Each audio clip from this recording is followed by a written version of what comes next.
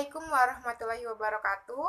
Nama saya Nur Lailia dengan NPM 18110600459 dari kelas Biologi F akan menjelaskan tentang materi perubahan kurikulum yang diajukan untuk memenuhi tugas UTS dari mata kuliah pengembangan kurikulum yang diampu oleh Ibu Aryani Dwi Kesuma Wardani. Definisi perubahan kurikulum. Jadi perubahan kurikulum ini atau suatu kurikulum disebut mengalami perubahan bila terdapat adanya perbedaan dalam satu atau lebih komponen kurikulum antara dua periode tertentu yang disebabkan oleh adanya usaha yang disengaja. Jadi intinya perubahan kurikulum itu memang disengaja dilakukan karena mungkin terdapat komponen-komponen yang tidak sesuai dalam kurikulum tersebut, atau ketika kurikulum dijalankan ternyata tidak efektif atau masih memiliki kekurangan, sehingga kurikulum itu pun perlu dirubah. Selanjutnya, perubahan kurikulum ini juga mengubah semua yang terlibat di dalamnya. Misalnya, guru itu sendiri, murid, kepala sekolah, pemilik sekolah, orang tua, dan juga masyarakat yang umumnya berkepentingan dalam pendidikan sekolah. Dalam hal ini, bahwa perubahan kurikulum ini juga bisa dikatakan sebagai perubahan sosial. Nah, kemudian, adapun perubahan komponen kurikulum pendidikan terjadi manakala ada perubahan komponen-komponen seperti tujuan pendidikan, kemudian materi pembelajaran, kemudian strategi pembelajaran. Jadi, strategi pembelajaran ini akan dirubah mengikuti dengan perkembangan yang berlaku dengan tidak melupakan pandangan dan juga ideologi yang berlaku dalam komunitas dan juga masyarakat dan bangsa tersebut.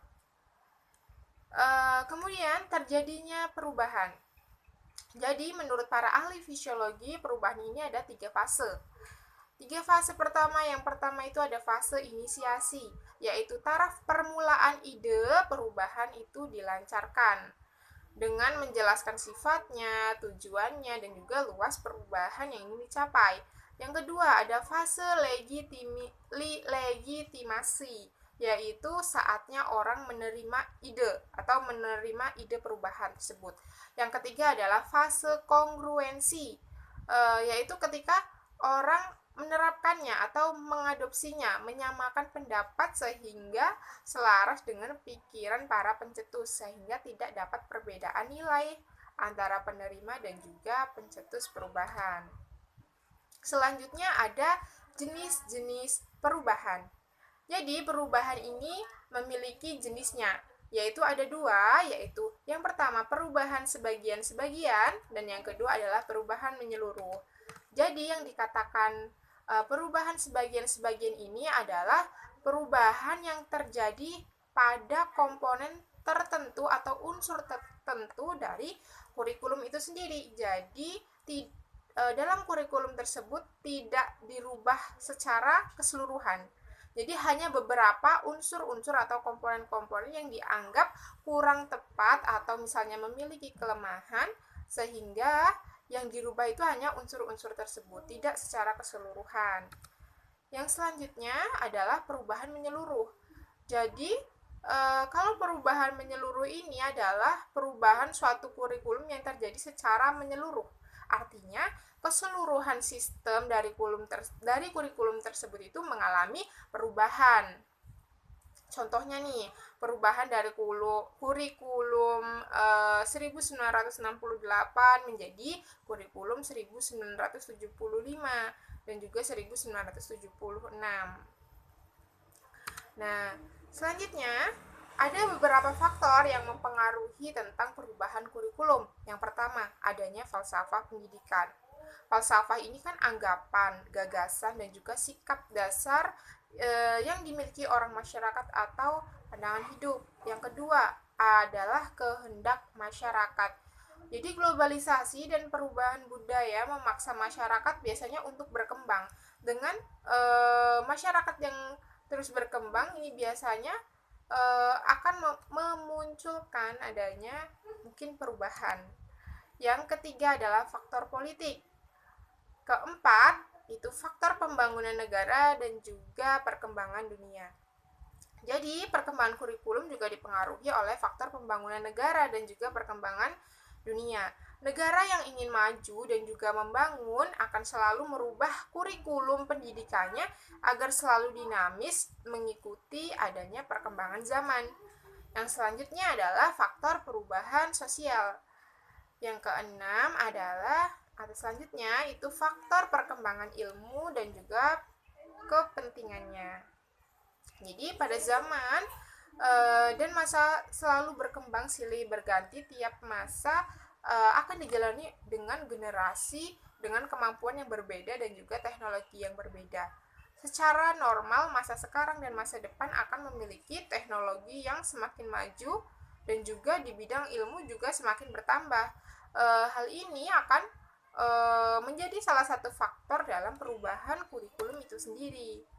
Kemudian terdapat beberapa alasan dan juga tujuan perubahan kurikulum. Yang pertama, pada dasarnya tujuan pemerintah menggantikan kurikulum dalam pendidikan tidak lain hanyalah untuk memperbaiki mutu pendidikan agar berkembang jadi lebih baik. Yang kedua, perubahan itu harus mengikuti kualitas peserta didik, guru, pembimbing, fasilitas sekolah dan juga lembaga pendidikan secara layak. Kemudian secara global, perubahan kurikulum juga harus memerhatikan sistemik dan juga teknik permasalahan pendidikan. Kemudian kita akan membahas tentang perubahan kurikulum yang ada di Indonesia. Tentu saja di Indonesia juga banyak sekali atau sering sekali mengalami perubahan kurikulum. Dari kurikulum 1947 yang merupakan kurikulum pertama di Indonesia, kurikulum ini lebih mengutamakan pendidikan watak, kesadaran bernegara dan juga bermasyarakat daripada pendidikan pikiran. Karena apa? Karena dulu pada zamannya 1947 itu kan tidak jauh dari kemerdekaan. Jadi tujuan dari kurikulum ini itu untuk mengutamakan pendidikan wataknya dulu dan juga kesadaran bernegara. Karena waktu itu Indonesia juga baru beberapa tahun merdeka kan. Yang kedua adalah kurikulum 1952, yaitu kurikulum yang sudah mengarah pada suatu sistem pendidikan nasional. Kemudian setiap rencana pelajaran itu juga harus memperhatikan isi pelajaran dan juga dihubungkan dengan kehidupan sehari-hari. Selanjutnya dari 1952 kemudian dirubah menjadi kurikulum 1964 yang disebut program Pancawardhana yang meliputi pengembangan daya cipta, rasa, karsa, karya dan juga moral. Kemudian ada kurikulum 1968. Kurikulum ini bertujuan bahwa pendidikan ditekankan pada upaya untuk membentuk manusia Pancasila sejati, kemudian kuat dan juga sehat jasmani, mempertinggi kecerdasan dan intinya untuk mengembangkan fisik yang sehat dan juga kuat. Yang selanjutnya adalah kurikulum 1975. Jadi kurikulum ini itu melatar belakangi pengaruh konsep di bidang manajemen, yaitu manajemen by objectives atau MBO yang terkenal.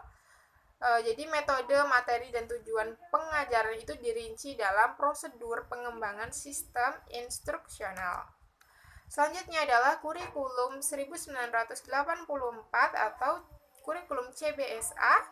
Jadi posisi siswa itu ditempatkan sebagai subjek belajar di kurikulum ini. Dari mengamati sesuatu, mengelompokkan, mendiskusikan, hingga juga melaporkan. Model ini juga disebut dengan cara belajar siswa aktif atau student active learning. Kemudian yang selanjutnya adalah kurikulum 1994.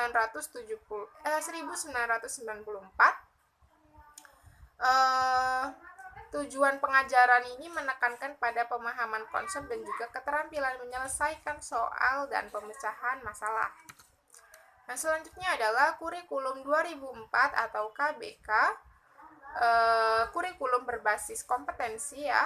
Pendidikan ini menitik beratkan pada pengembangan kemampuan untuk melakukan kompetensi tugas-tugas tertentu sesuai dengan standar performance yang telah ditetapkan.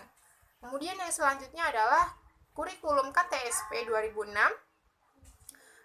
atau kurikulum tingkat satuan pendidikan. Jadi di kurikulum ini yang paling menonjol adalah guru itu lebih diberikan kebebasan untuk merencanakan pembelajaran sesuai dengan lingkungan dan juga kondisi siswa serta kondisi sekolah berada. Dari kurikulum 2006 atau KTSP, kemudian kurikulum juga mengalami perubahan menjadi kurikulum 2013 atau yang sering kita dengar itu K13. Jadi, kurikulum 2013 ini menitik beratkan pada pemikiran kompetensi berbasis sikap, keterampilan, dan juga pengetahuan. Adapun ciri-ciri dari kurikulum 13 ini, yang pertama misalnya, menuntut guru itu lebih profesional, lebih lebih berpengetahuan. Karena apa? Karena siswa di zaman sekarang itu telah mudah gitu. Dengan mudahnya sudah bisa mencari informasi dengan bebas melalui perkembangan teknologi dan juga informasi. Hal ini guru pun dituntut untuk lebih profesional dan juga lebih berpengetahuan dalam hal penyampaian materi. Yang kedua, siswa itu didorong untuk memiliki tanggung jawab kepada lingkungan, kemampuan interpersonal, antarpersonal, dan juga mampu memiliki kemampuan berpikir secara kritis. Dan yang ketiga adalah memiliki tujuan agar terbentuknya generasi yang produktif, inovatif, dan juga kreatif serta afektif. Adapun dampak dari adanya perubahan kurikulum, ternyata ada dampak positif dan juga negatifnya. Dampak negatifnya misalnya bisa mengganggu adanya visi dan juga misi sekolah. Misalnya nih, dalam satu sekolah memiliki tujuan pembelajaran untuk memiliki visi dan misi misalnya. Kemudian ketika sekolah itu berusaha untuk mewujudkan visi dan misi sekolah tersebut, misalnya tiba-tiba terjadi perubahan kurikulum. Nah, dengan begitu kan secara tidak mau sekolah tersebut juga harus mengganti visi dan juga misinya. Jadi akibatnya mungkin terjadi kekacauan yang terjadi dalam sistem sekolah tersebut. Namun hal ini dapat terjadi jika perubahan kurikulum itu terjadi secara istilahnya mendadak atau tidak direncanakan dengan begitu matang gitu. Akhirnya malah menimbulkan kekacauan karena misalnya pihak sekolah tidak siap akan adanya perubahan. Yang kedua, perubahan kurikulum itu juga memiliki dampak positif. Dampak positif dari perubahan kurikulum ini yaitu diharapkan untuk memperbaiki yang namanya kualitas pendidikan dari suatu negara atau suatu bangsa, supaya pendidikannya juga berjalan lebih baik dan juga mengikuti adanya perkembangan zaman dan juga arus globalisasi. Jadi dengan adanya perubahan kurikulum diharapkan pendidikan yang ada di Indonesia atau di suatu negara itu menjadi lebih baik. Saya rasa cukup itu saja penjelasan dari saya tentang materi perubahan kurikulum. Saya akhiri, wabillahi taufiq walhidayah. Wassalamualaikum warahmatullahi wabarakatuh.